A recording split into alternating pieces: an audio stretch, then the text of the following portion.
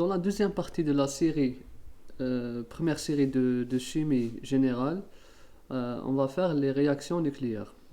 L'exercice 3, il y a des réactions nucléaires qui nous demandent de compléter pour chaque partie. Mais avant de commencer, on va faire juste un bref rappel sur les réactions nucléaires. Les réactions nucléaires.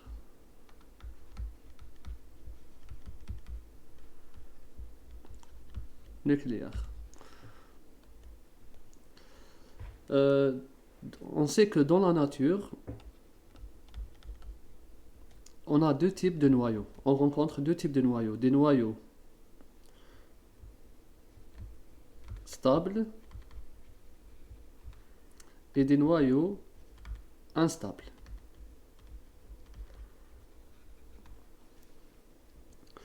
Ces noyaux instables, pourquoi on dit qu'ils sont instables? Car ils émettent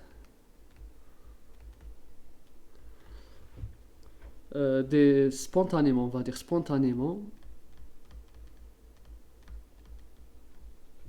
ils émettent spontanément des particules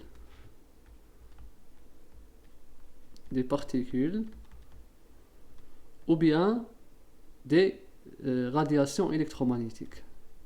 Radiations électromagnétiques. Ils peuvent émettre les particules ou les radiations électromagnétiques, ou bien ils peuvent les émettre en même temps, des particules et des radiations électromagnétiques.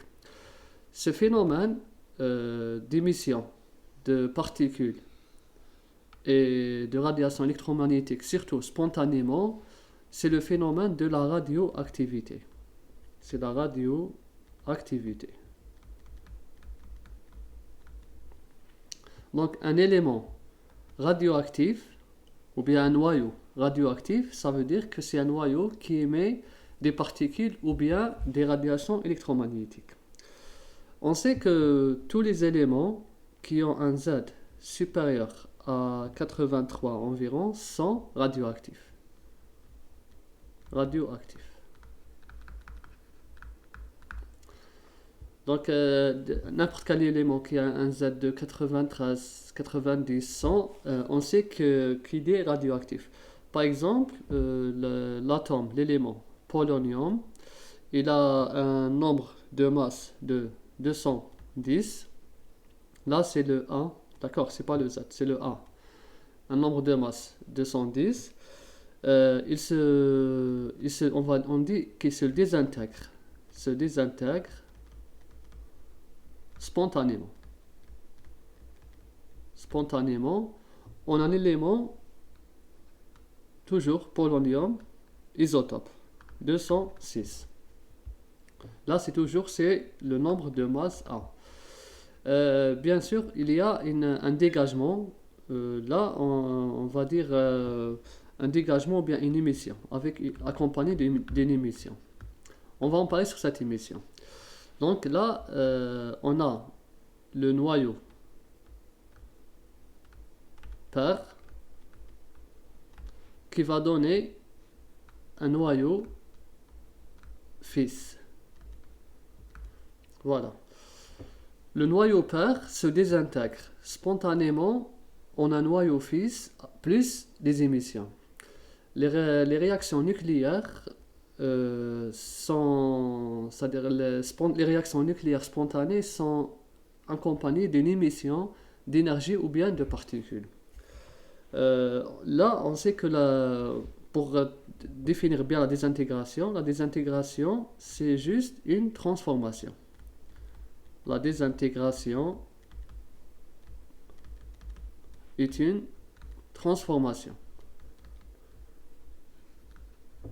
Transformation. Voilà. La transformation du noyau pair en un noyau fils. Maintenant, la question qu'on se pose, ces émissions, c'est quoi? C'est quoi ces émissions?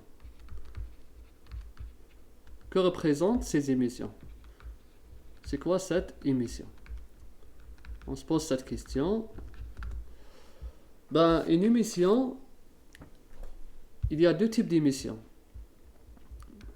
On a une émission de particules et une émission électromagnétique, une radiation électromagnétique. Radiation électromagnétique. Électromagnétique. Pour les particules, on a plusieurs types de particules. Une réaction nucléaire, dans ce type de réaction, où un noyau perd, se désintègre spontanément en un noyau fixe, on peut observer plusieurs types de particules.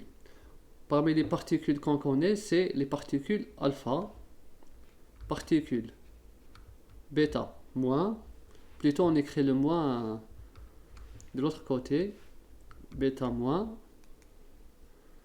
Quoi d'autre? Les particules bêta plus, les particules aussi P. Les particules alpha, c'est juste l'hélium. L'hélium 4, 2. A, et là c'est Z. Bêta moins, c'est un électron. C'est une charge négative. Voilà. Le bêta plus, c'est le positron. En anglais, c'est positron. Bêta plus. Et le P, c'est le proton, c'est juste le H11.